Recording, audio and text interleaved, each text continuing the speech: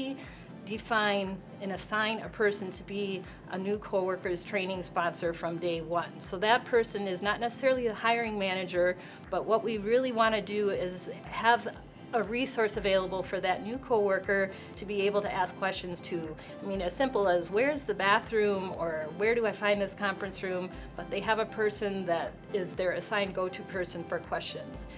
We of course walk them around the building and make personal introductions all the way through the building, and we do hold all company meetings every month, and then that person is introduced during the all company meeting as well. And then we start with the training right away and reviewing what that training plan will look like.